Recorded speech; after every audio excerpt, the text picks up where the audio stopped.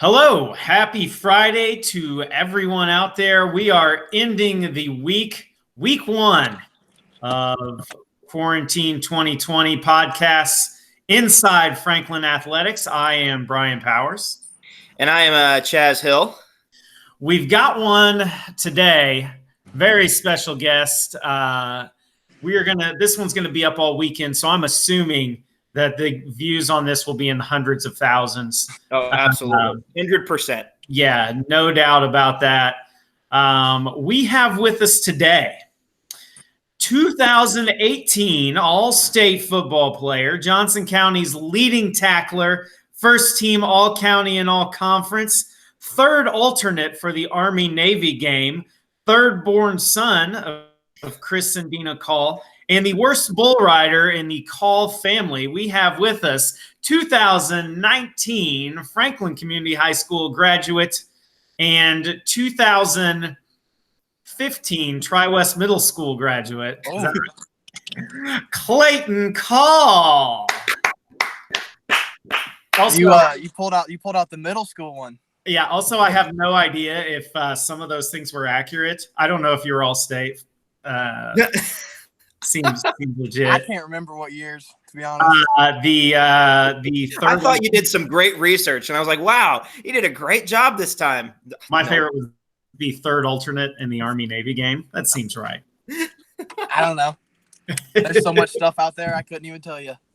Clayton, how are you doing today? Doing good. Just trying to figure out this whole quarantine thing. Yeah. Right. How are you? What's your situation? How are you handling it, and what's going on with that? So basically, last week, everybody was finding out news different. So Ball State's spring break is a little earlier than everybody. So we were already back in school when all these other schools were shutting down for a couple weeks. So Ball State was kind of slow to it. And then once we found out, we tried to do some player-led stuff. But by the time it kind of all went down, they just told us to go home. And the university's to the point now where dorms and everything are shut down. So I came home last Saturday and have been home since, just working out and trying to do what I can, but still at the same time staying away from people and trying to stay healthy.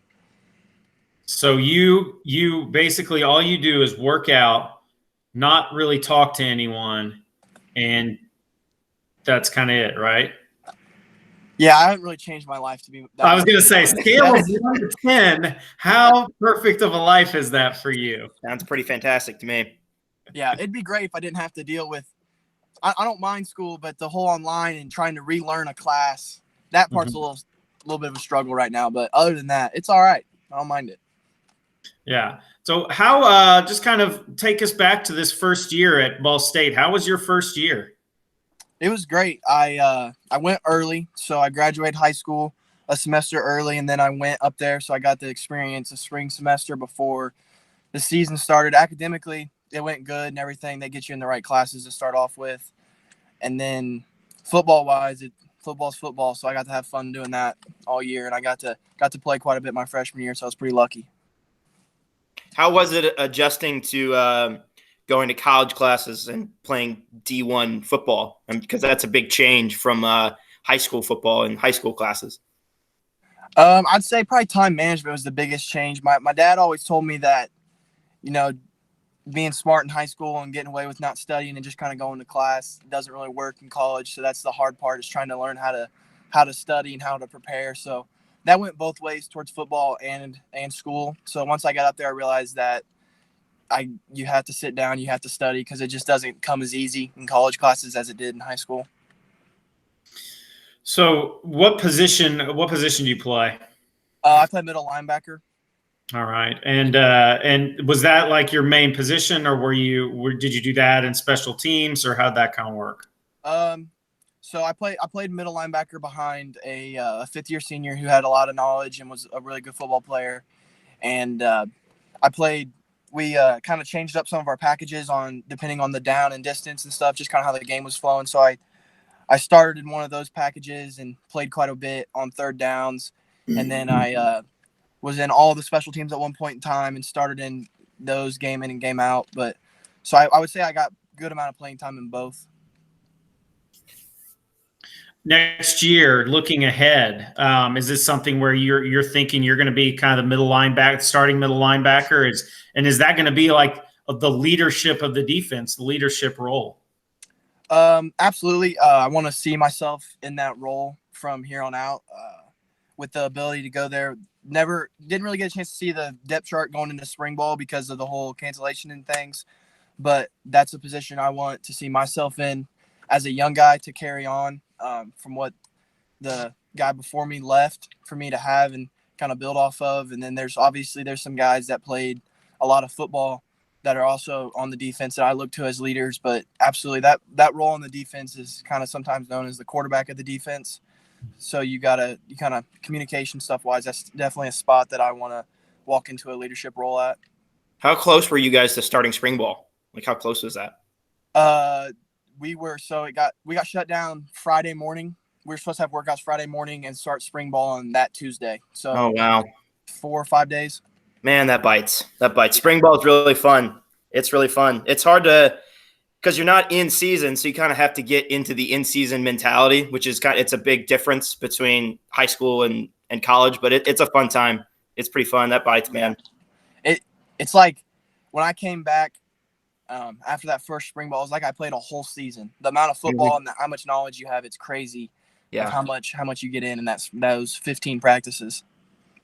So when you go back and when you guys start practicing and all that stuff, how unfortunate is it going to be the first person that you tackle?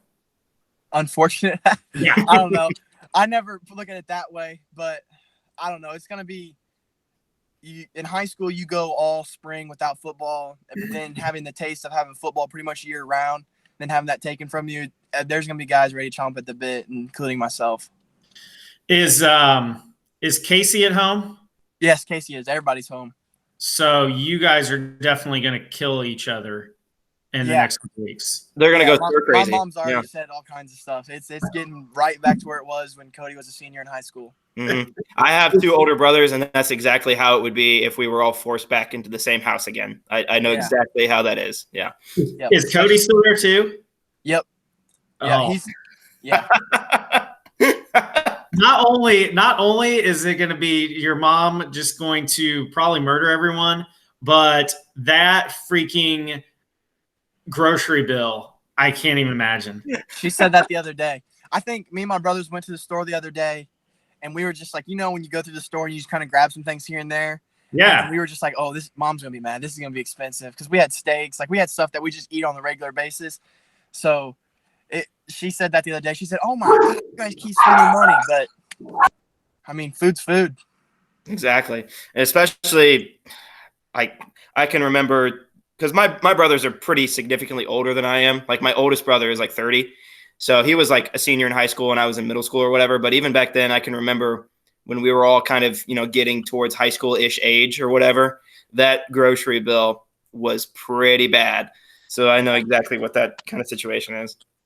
Yeah, that's my oldest brother's 6 years older than I am, but I'm bigger than both my brothers now. So it's to the point where we all are just about the same between like eating wise and roughhousing wise. It gets a little crazy. Now, how many video games have you played with each other since you've been back? So when we were younger, we played Call of Duty like crazy, but now me and my middle brother Casey, we play Xbox a lot together. The new Call of Duty Battle Royale game came out. Yeah. So we've been playing that together. But my oldest brother, he doesn't play a lot of Xbox anymore. He used to. Mm-hmm. Have you gotten into it? Any reactions like the one that they posted when you were? How old were you when they posted that? You talking about the video of me screaming when I was on the bed? Yeah. Oh, that was NCAA days. Now, if they brought that game back, I'd be glued to my Xbox. But I don't know how old. I was probably in elementary school. I was young. Yeah, you should. I didn't even know those words when I was in elementary school. Yeah, Chaz, you've probably never seen that video before, have you? I have not, but I can picture it in my head. You'll have to see it. We used to get really competitive, and I used to have really bad anger issues. I know how that is. Me and my brother would play Madden all the time when I was a kid, and anytime he beat me, I was pretty livid. So I know exactly what that situation looks like. So Clayton, just kind of going back, you're obviously the son of a football coach, so football's always kind of been in your life. You've got two older brothers who one is still playing and then the other one's coaching football. It's always kind of been something that you've been around. When was the first time that you were able to like hit someone and say, "This is good. This is good"? I'm not real sure, to be honest. We used to always grow up playing, tackling each other after games. Like I can remember games at Tri-West where the game finishes, me and my brothers and whoever that was still around would be throwing football around, tackling each other, and we'd had to get to the point where the maintenance guys would kick us off because they had to turn the power out on the lights. I mean, you're talking like 11 o'clock at night when my dad's still doing film and stuff, and we're still out there messing around. But I don't know, just growing up, it was just always something. Football was it, and that's just what we did. How great was it the first game that you went to, that you played in, where you realized that not everyone who you're going to play against or wrestle is the size of your brothers? I would say I was always bigger than kids in my grade, but playing against my brothers definitely plays an advantage because I was used to being bullied and being not being physically capable, especially with Cody being 6 years older than me. We always wrestled and messed around and stuff, and we had a big kitchen growing up, so we used to play football and do all kinds of stupid stuff in there. But absolutely, especially going like kindergarten, first and second grade, I got to play against people my size and smaller and stuff. And as I got older, I got to the point where I could played against like kids in my middle brother's grade. But yeah, playing my brothers was definitely an advantage to go to guys a lot smaller than them. So what do you think is the biggest difference between you and your brothers as far as playing wise? Because you tell us, full disclosure. So for everyone that doesn't know, I've known Clayton since you were 6 years old, right? Because that was when I came to Tri-West, was Cody's sixth grade year. Yeah. So I know you and all your brothers. I know your family very well. So I've said this for a long time. I've said how you guys are different. So why don't you tell us, and I'll tell you what I've always said. I don't know. I never really thought of it that way. I would say my oldest brother, he's definitely a more explosive, faster athlete, and he played offense. And my middle brother he's just a relentless, gritty, kind of just knows leverage, knows how to play football. Personally, I think I would pride myself, comparing to them, I'd pride myself in like my knowledge of football and my football smarts. I felt like, especially defensively, coming from both my brothers being offensive guys and then my dad being an offensive guy, I felt that staying on the defensive side, I could really see offenses really well. So I'd say probably my smarts. I would say maybe my football IQ, just being around the game so much. So here's what I always said. I said that's your oldest brother. Cody was someone who would go for $190, 3 touchdowns. Everyone would be like, yeah, that definitely happened. And he would just, you would know he was playing a big part of the game. Casey would get, just a lot of everything, just everything. And at the end of the game, you'd look at the final stats and be like, wow, I didn't realize he had that good of a game. And he just crushed it. And you would be like someone who everyone would know they were having a good game because you would sit there and make the hit and then tell the person how hard you just hit them. Yeah, I can see that. Growing up, you could definitely knew. I can vividly remember nights against like Danville and stuff. I don't know why this is vivid. This rivalry between Danville, and anybody in Franklin knows that it's Whiteland. So for Tri-West at Danville, I can remember Cody running down the sidelines, putting a stiff arm on a kid and scoring, going 80 or whatever. And you can see all the kids in the stands, like cheering and like freaking out and doing stiff arms and stuff. So I would say that's how Cody was. Everyone knew when Cody had a big night. When Cody had a big night, everyone knew. And then with Casey, yeah, that's probably spot on, because Casey was a guy that you just like, oh, he made a catch there. Oh, he made a catch there. And by the end of the game, he's at 10, 12 catches. And you're like, oh, my God, he had 100-plus receiving yards. Yeah. Yeah. And then I don't know. I'd probably say my talking comes from my brothers, always in my ear. So when I get a chance to let someone know that I got them, just like my brothers did to me, I'd probably say that's probably where I got that from. So we mentioned Tri-West, and that's kind of where you started. You started at Tri-West. You were there your freshman and sophomore years. How was it there? What was your experience there like? I mean, because you never played a snap of high school football that wasn't on a Friday night, correct? Yep. Okay, so what was your first 2 years at Tri-West like? It was great. Growing up, I was always around the football program. So my 8th grade year, we went to state, one state. So coming into that season, my freshman year, I was like, oh my God, am I going to be able to get on the field? Am I going to be able to play? And I just kind of had to stop worrying about that and just kind of go on. And I got to the point where I worked into the rotation and had some things that I could do that some guys in front of me couldn't, and they could do some things that I couldn't. So I played some that year and played my sophomore year. Got hurt a little bit my sophomore year and really kind of started to get things rolling after that. But it was great. Being able to play early was definitely an advantage, especially after looking back on it. It was a great advantage, but definitely grateful I had a chance to play early. And what was what was kind of your biggest memory from playing for Tri-West for those couple of years? Because I talked to your dad about this some. That team, your sophomore year, I think that there was an obvious missed opportunity there, not by really any. Well, you know what I'm trying to say. There was some bad luck that came of that team. And so I think that was a team right there. Is that something that you still think back on, or? When you said memory from Tri-West, it instantly brings me to that game my sophomore year.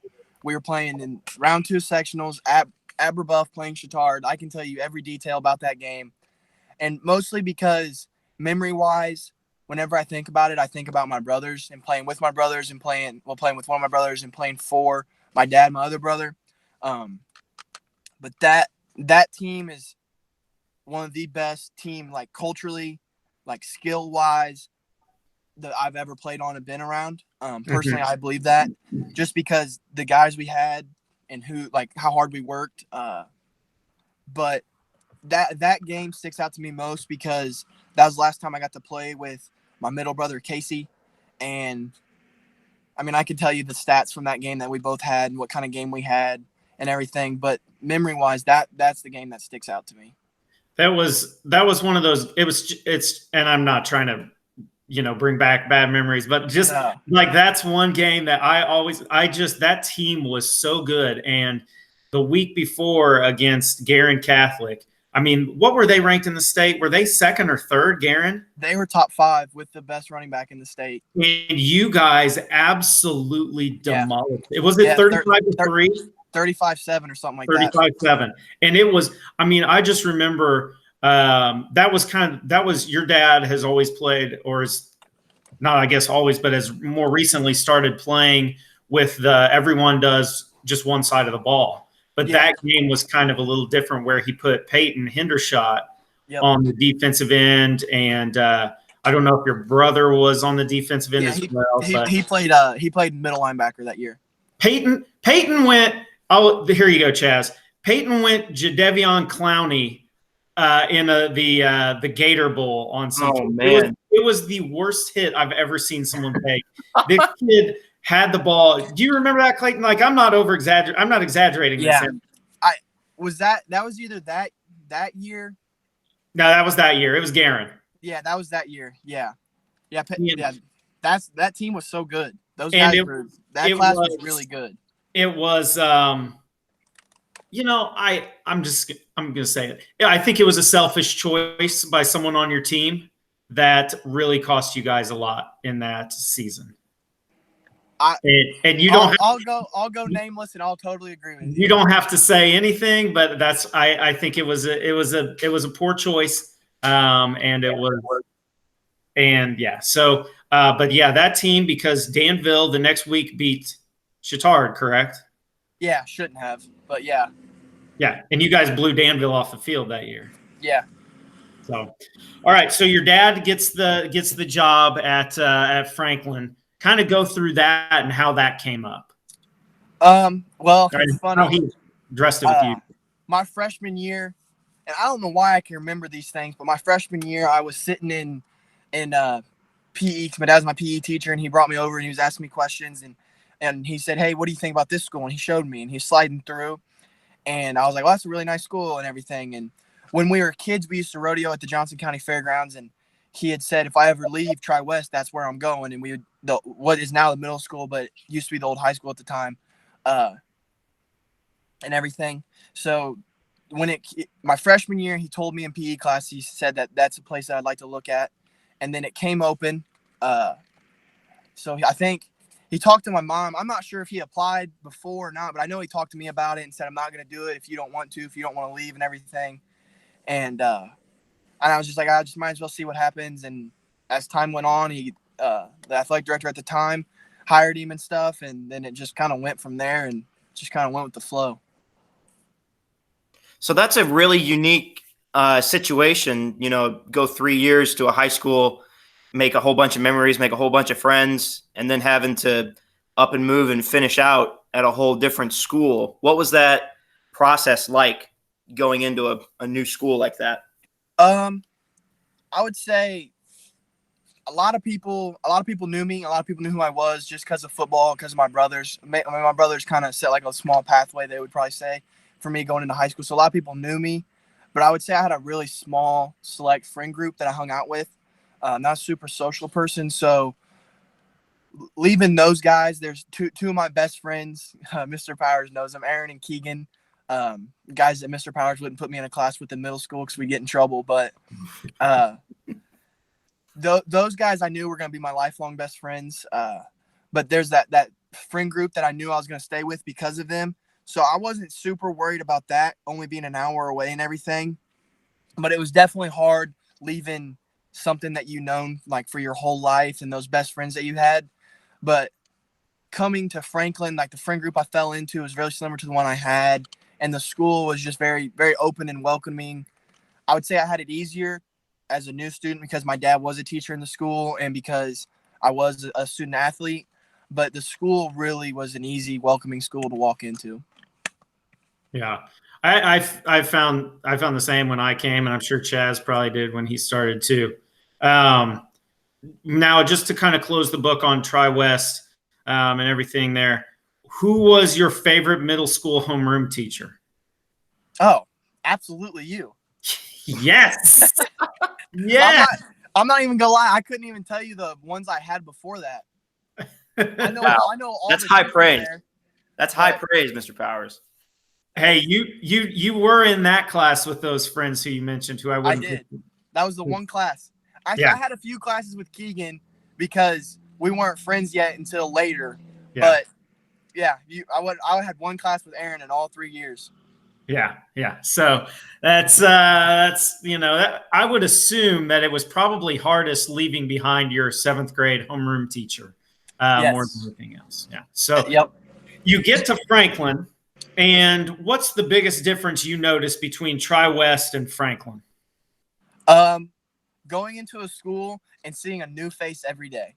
I could tell you all 160 kids in my middle school and freshman year class, but coming here, there was just so many people in one school, and that was a lot, honestly. That was really different, being in a school that big. What about football wise? I fell into a friend group that was a grade above me they all played football. It was a really big friend group. So luckily I had them, but football wise, I think a lot of guys, I wouldn't say doubted me, but a lot of guys were just like, we'll see if he's actually that good. And then once I got onto the field and kind of showed them like who I was and what I was about and stuff, I would say I kind of had an easy track to earn respect that way. So once I kind of got that respect on the field and stuff, it kind of friends and football and school just kind of fell in place.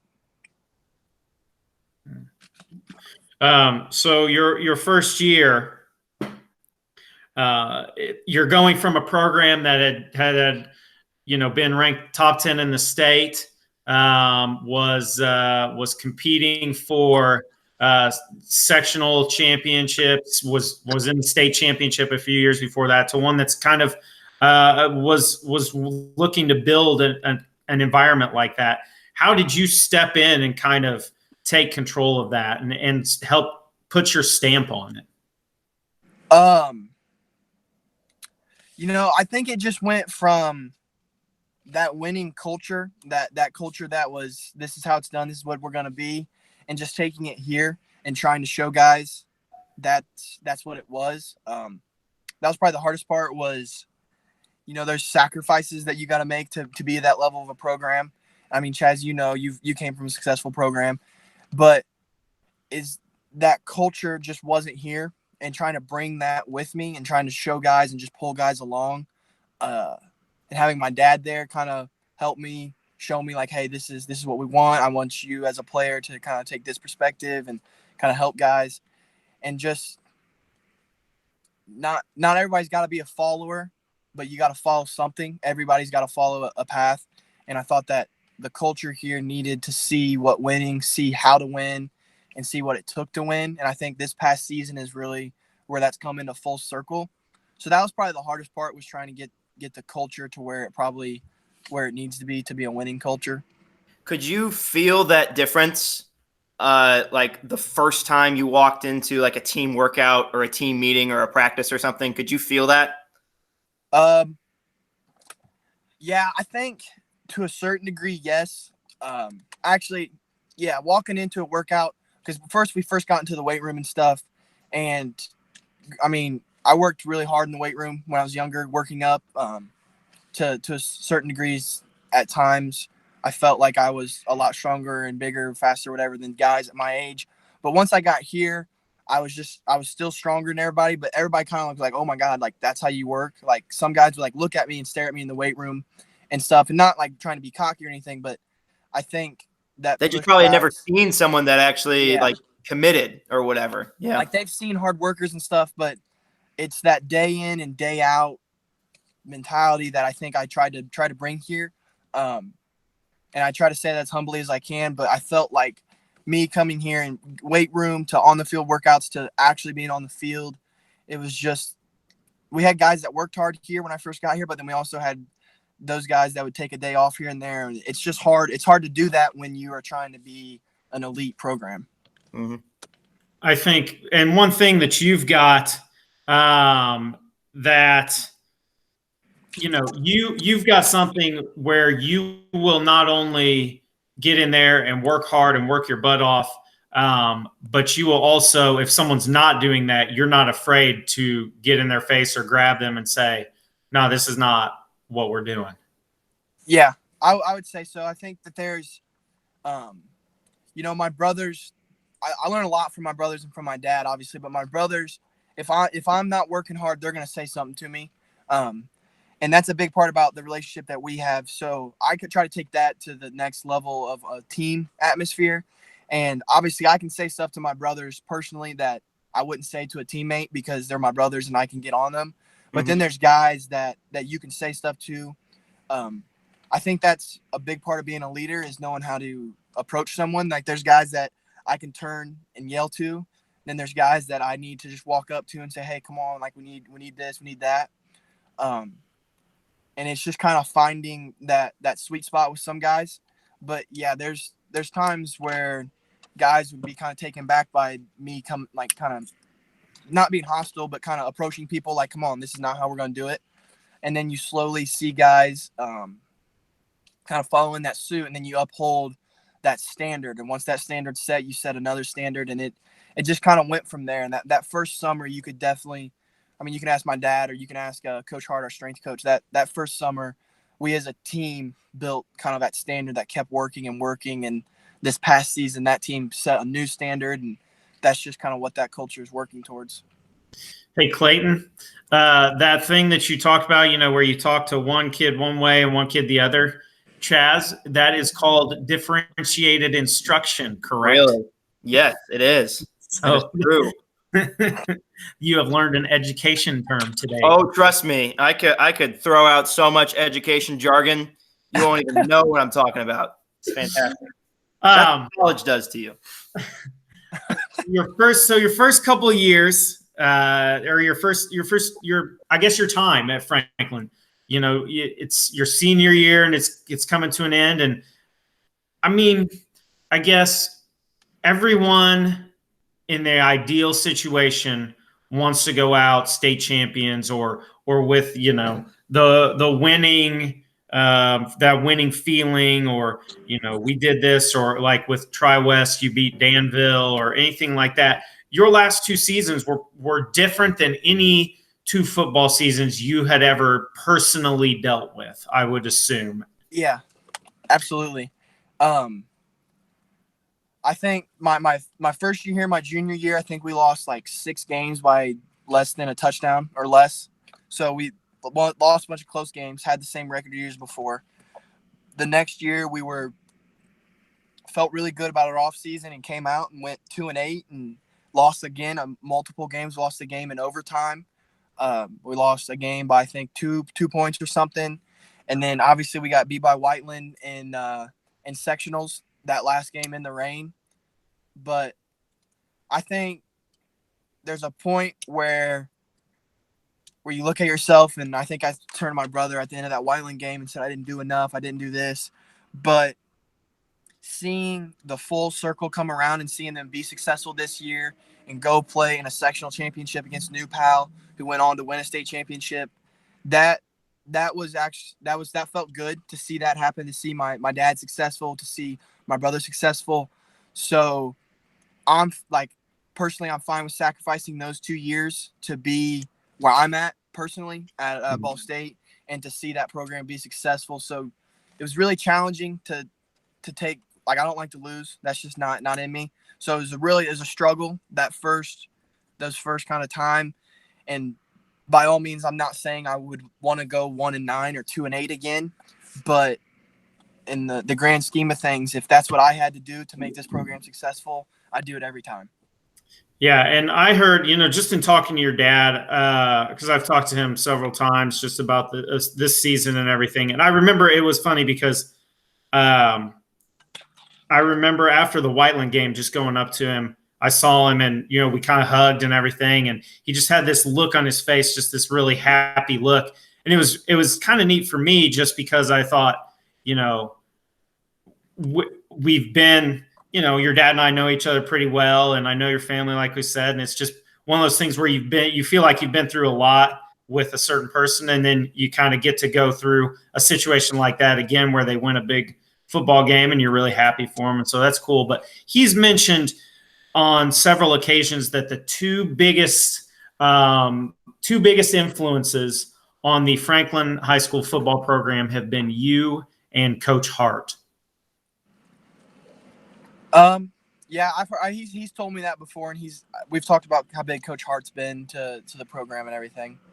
Yeah, and just you getting in there and establishing, hey, we're working out after school, and we are going to work out hard, and we are going to work out. It's not going to be oh yeah, I lifted.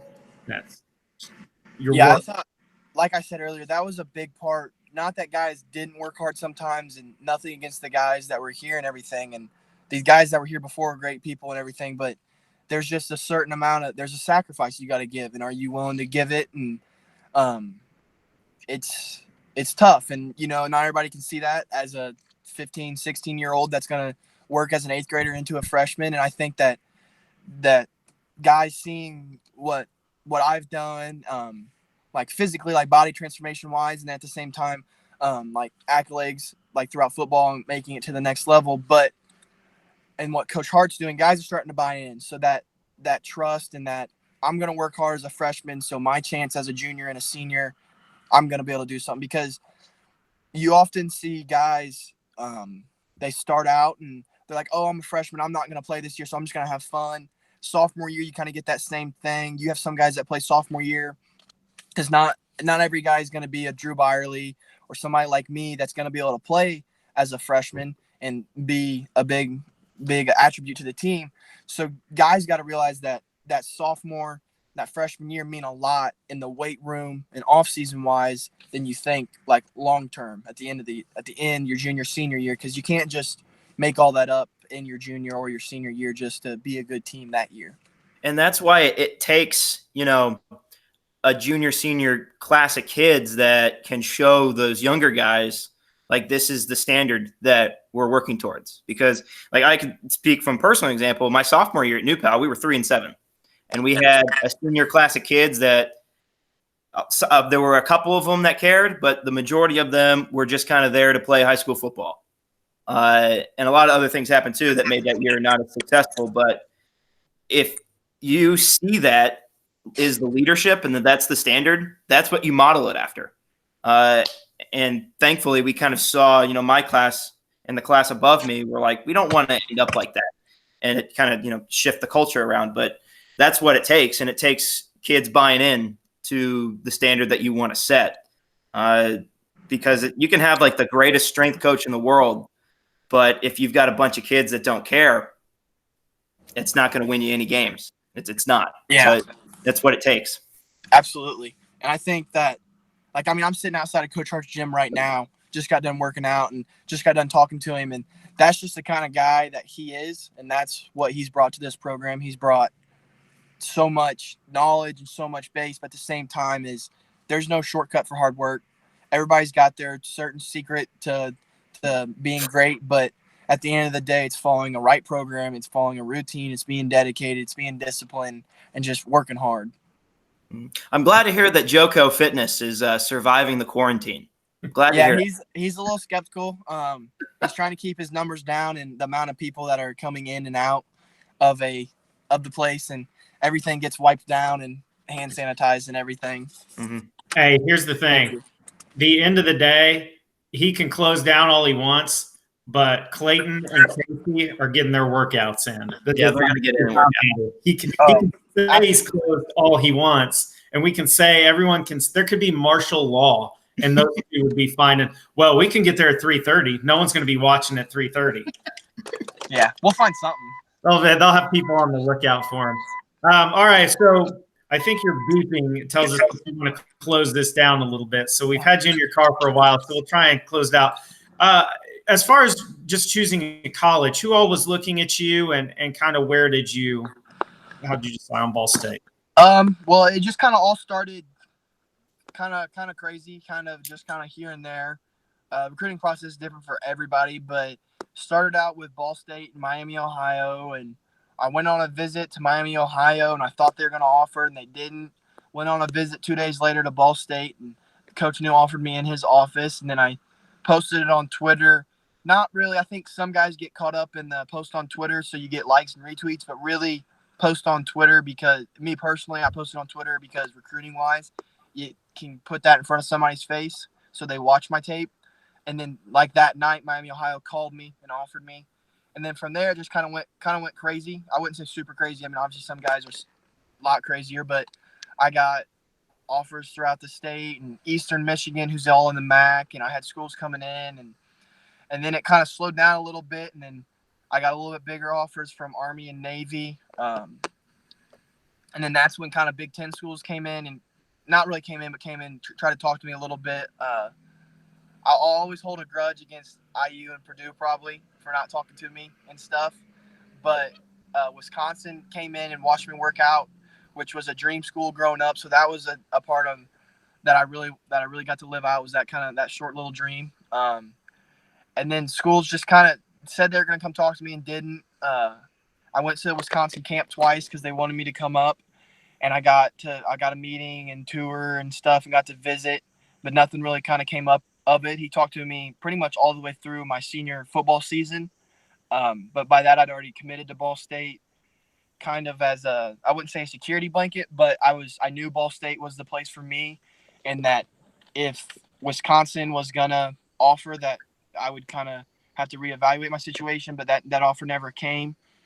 But just Ball State was, you hear guys say that feel like home feeling, and growing up, I always saw guys say that, and I always saw that come up, and I'm like, man, is that really what they felt? But going there, I was just like, yeah, this is probably going to be it. This is the place I want to be.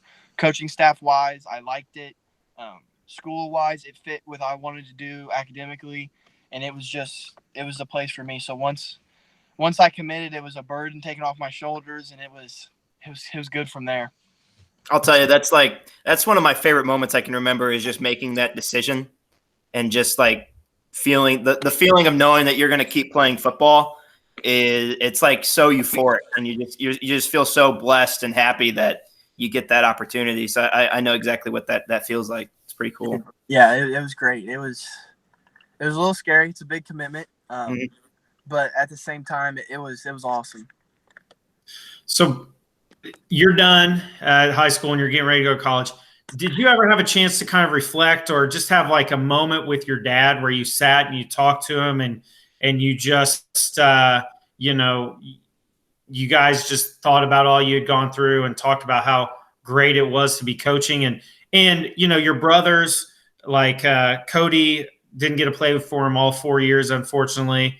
But Casey got to play for him all 4 years, but yours was a little different in that you guys had a different journey you went through together. Did you ever talk to him about that? And kind of, do you think that helps your bond with your dad? I'm not sure if we ever had a sit down talk about it. I know my sophomore year, we talked about that game at Chittard. I can vividly remember all four of us sitting in my dad's office just talking football. But I don't know if I ever had that same kind of memory or moment with my dad. There's times where I know I've sat in his office since, and we just kind of talked football and talked. You remember this and everything, and my dad's kind of like a quiet guy. I wouldn't say he's super social. I mean, you know how he is, both of you guys. So there's times where we just talk football, and it wasn't like breaking down like old memories, like trying to like all be sad type stuff, but just kind of just talking football, and that it always came up. But I would totally agree that me and my dad will have something. Obviously, every kid has a different memory with their parent and has a different type of bond, like each kid. But there's also going to always be that bond that me and him have, that we went through this and we moved and we went to a different school, and just that aspect of that big adversity change that we both took on kind of together. That'll always be something that is a big memory that I always will hold on to.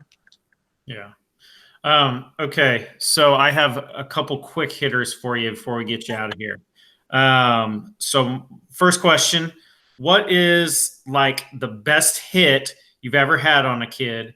What is the best like line you've ever dropped on a kid on the field? And what is the maddest you've ever been at your dad on the football field? I'll start with the last one. Actually, the maddest I've ever been at my dad. Okay, so my junior year, we were at summer camps. It was shoulder pads, helmet, but it was tag. It was the shoulder pads and helmets were a safety feature, and it was just a two-hand touch tag game.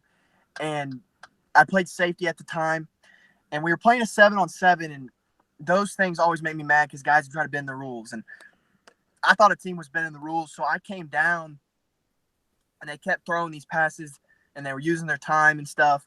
But long story short, I came down and lit a kid up and hit him pretty good, and just kind of shrugged it off like, oh, I didn't mean to do that.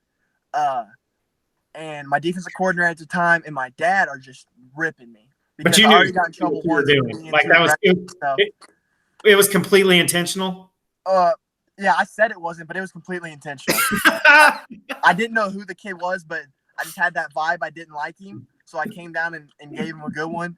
But they're in the middle of the play. My dad is screaming at me, and he ripped me off to the side, and he's just letting me have it and telling me all kinds of stuff, and I deserved it.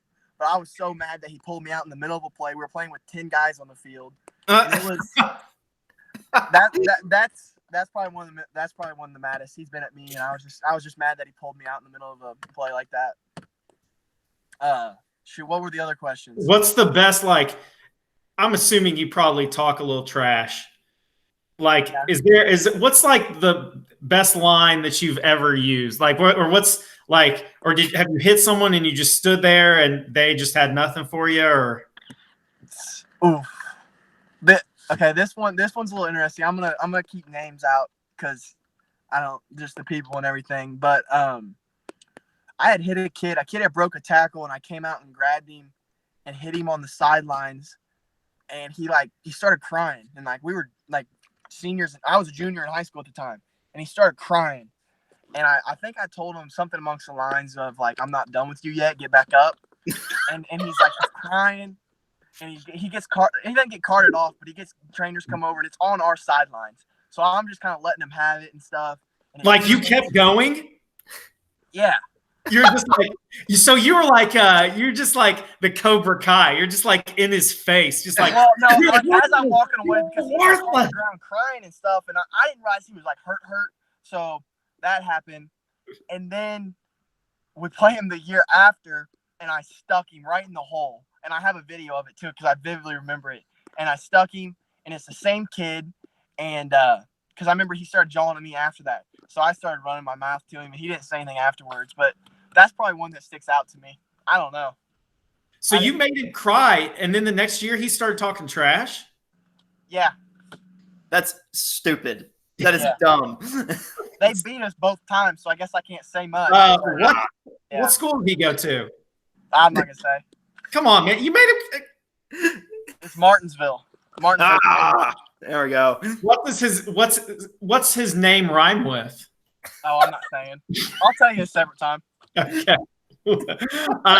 Okay. So I've got one more question for you, and then Chaz. So my question for you, our new thing. We are leaving a question. So yesterday we interviewed my brother. And so he left a question for you. So you're going to have to ask a question for Dr. Clendenning, who is our guest on Monday. Okay? Okay. All right. So Jeff left you 2 questions, and they can be serious questions. They can be weird questions, whatever. So Jeff said, what is one thing you wish you would have known before playing college football? And could you bench press a Fiat? Fiat. Okay. So I'm gonna start with the Fiat because there's probably no way. I don't know how much they weigh. How much do those things weigh? How much? I'm gonna find out right now. Hold on. Get a research staff on that. I could probably pick it up like from one side. I don't know if I could. Those things probably weigh like a few thousand pounds. Oh, there's no way. There's no way it weighs a few thousand pounds, does it? It might. Fiat, that thing probably weighs 250. I would say. All right. So what's the one thing you wish you would have known before playing college football? The one thing I wish I would have known. This probably isn't like a thing you had to know, but like more of like a general knowledge of like college football is much more complex, especially defensively. So I wish I would have known like more terminology. Growing up around the same football terminology, you use the same stuff, but then going to a different staff, you learn a new different terminology. So I wish I would have had like some previous knowledge of the same stuff because in high school we ran a 4-front, we ran a 4-3. So then college we ran a 3-4. So to non-football people, that's not like, oh, those are just numbers, but there's a lot more to it than just numbers. So I wish I would have had prior knowledge to a 3-front because that would help me in learning curve wise. But at the end of the day, football's football, and you just kind of gotta learn.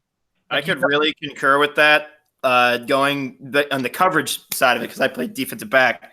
Going to college and hearing all the different coverages and stuff, because in high school we just played like cover 2 and cover 3, and that's just what we called it. And then going to college, it's like I don't even know what any of these words mean.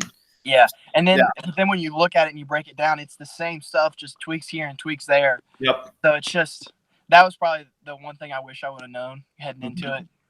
And our research staff has concluded that the average weight of a Fiat is 2,000 pounds.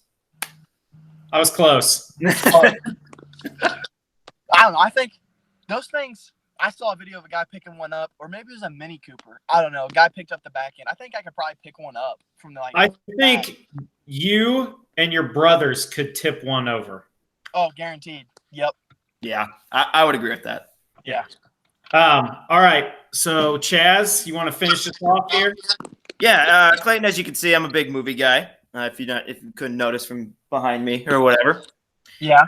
I think you can figure out a lot about a person by what movies they like. If you had to pick 5 movies, not in any particular order, that you really love or you got really good memories of or mean something to you, 5 movies that you think kind of represent you. Okay. So you ever seen the movie The Town with Ben Affleck? Yep. I like that movie. Isn't that? Didn't Jeff say that yesterday? Oh no.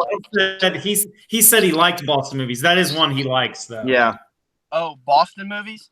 Well, no, that's what my brother said. He liked. Yeah. I would go category wise. This one, I'd probably say the Iron Man movies, but in like any Marvel movie, like in general, like Avenger wise. Is Iron Man your favorite superhero? Guaranteed, yeah. Okay, interesting. Yep. So there's 2, 3. Oh man, it'd probably be obviously like.